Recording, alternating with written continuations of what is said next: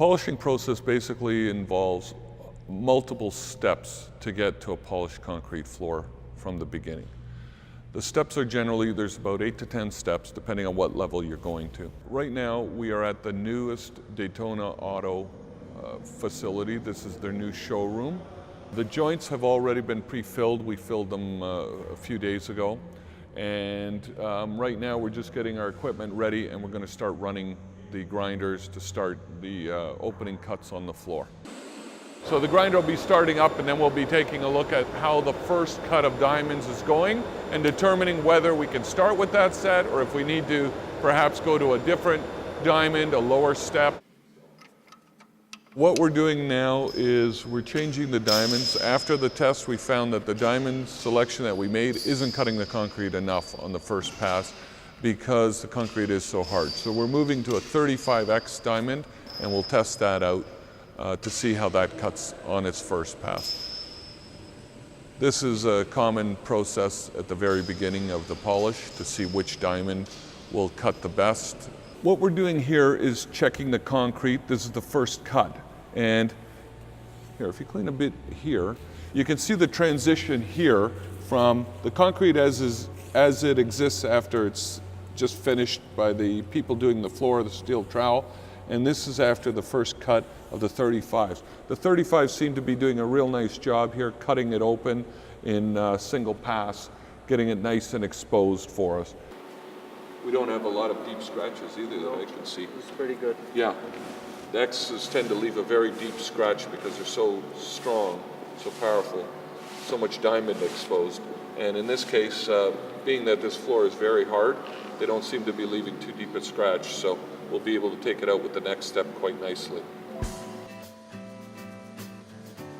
We started our process of grinding the entire floor at 35 grit, doing the edges simultaneously at the same grit levels.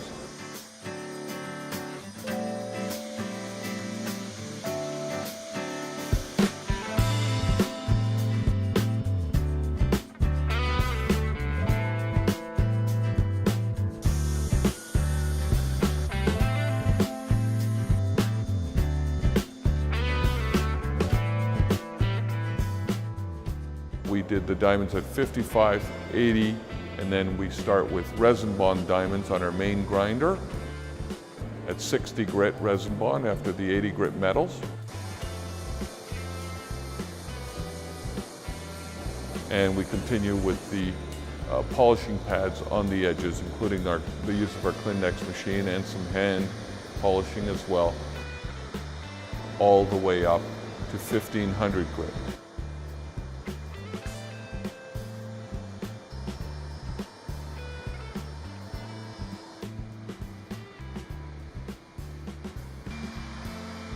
After the 1500 grit, we wash the floor twice to clean it all off.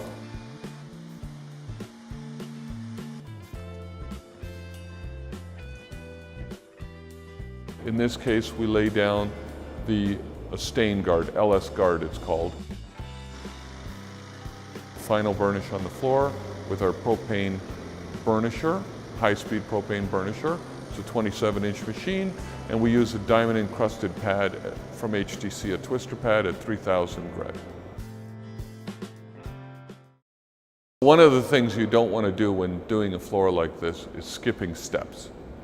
Because what happens is the floor can look good, people can put down a stain guard, the LS guard, etc. You can put it down, burnish the floor, it looks great.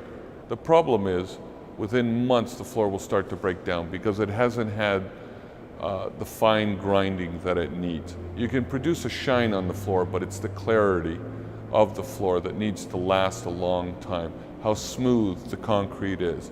And that can only be done by doing each step in the process.